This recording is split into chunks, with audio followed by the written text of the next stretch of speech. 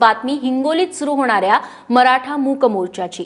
हिंगोलीत आज मराठा समाजाचा विराट मूक मोर्चा निघतोय। मात्र हा मोर्चा सुरू होण्यास अजून काही तास शिल्लक असतानाच 2 तास आधीच हजारोंची गर्दी हिंगोलीत जमा झालेली बघायला मिळतेय।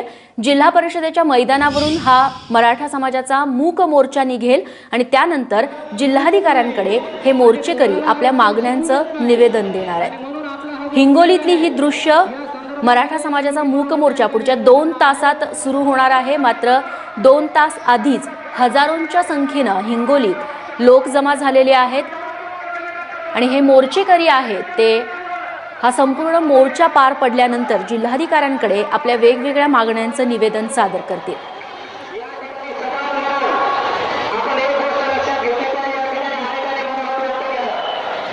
संजय घवाड आमचे हिंगोलीचे प्रतिनिधी आपल्याला अधिक माहिती देतील। संजय, सध्या काय तिथे स्थिती बघायला मिळतेय? रेश्मा, मोर्चाचा टाइम हा 1 वाजता दिलेला आहे, परंतु सकाळी 8 वाजल्यापासूनच आज हिंगोलीत मोठ्या प्रमाणात मराठा समाज बांधव येत आहेत आणि हिंगोलीचे रस्ते अक्षरशः गर्दीने भरून गेलेले आहेत।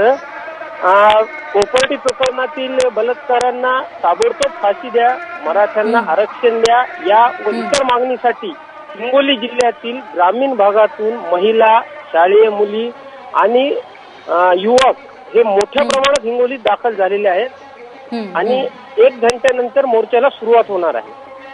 निश्चित संजय, आत्ताच हजारोंच्या संख्येने लोक जमलेले बघायला मिळत आहेत। हा मोर्चा अर्थातच विराट होईल असं चित्र बघायला मिळतंय। त्या दृष्टीने काय नियोजन करण्यात आलेलं आहे?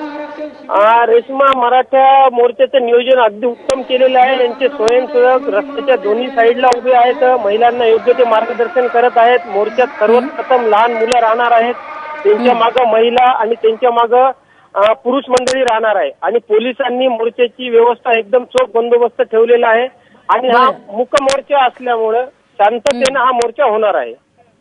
आणि संजय, एकंदर बोला। लाखोंच्या संख्येनं मराठा हे आता हिंगोलीत जमा झालेले आहेत आणि अजूनही तेवढ्याच संख्येनं येत आहेत। बरं संजय, या मोर्चाचा पूर्ण मार्ग कसा असणार आहे तो सांगशील? हा मोर्चा जिल्हा परिषद मैदानावर निघून तो पुढे आपला शिवाजीनगर मार्गे गांधी चौक, तिथून बस स्टँड आणि तिथून कलेक्टर ऑफिसला जाणार आहे आणि तिथे मग त्यांची सभा होईल आणि कलेक्टर साहेबांना ते निवेदन देणार आहे। बरं रेश्मा।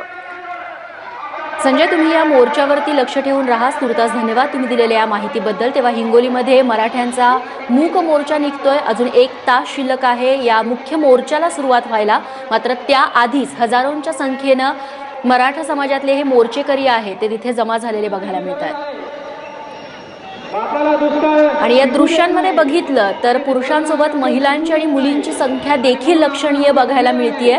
कोपर्डी बलात्कार प्रकरण असो, मराठा आरक्षण असो, सोबतच ॲट्रॉसिटी कायदा असो, अशा अनेक मुद्द्यांचा या मोर्चात सहभाग आहे। विविध मागण्या आहेत त्यांच्या आणि याच मागण्या घेऊन ते जिल्हाधिकाऱ्यांच्या कार्यालयापर्यंत हा मूक मोर्चा जाऊन धडकणार आहे।